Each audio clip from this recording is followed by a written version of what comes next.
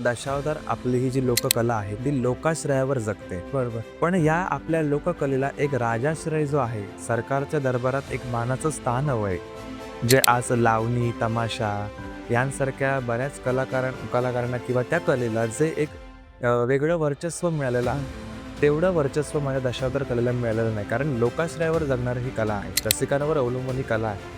मग तो राजाश्रय मिळण्यासाठी दशावतार कलाकार अहोरात्र झटत आहे.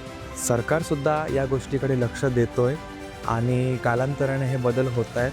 आमच्या दशावतार कलाकारांकडे पण लक्ष केंद्रित केलं जातं आहे आणि आपल्या कलाकारांसाठी किंवा आपल्या दशावतार कलेसाठी म्हणजे कुठल्याही कलेसाठी म्हणा, सरकारकडनं वेगवेगळ्या माध्यमातनं किंवा योजनेतनं मदत करण्याचा प्रयत्न केला जातो आहे. पण ती मदत थेट कलाकारांपर्यंत पोचते का?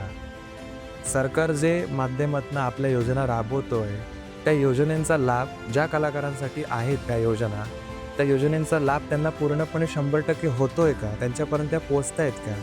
हे मात्र सरकारने अगदी निक्षून बघणं हे खूप महत्त्वाचं आहे.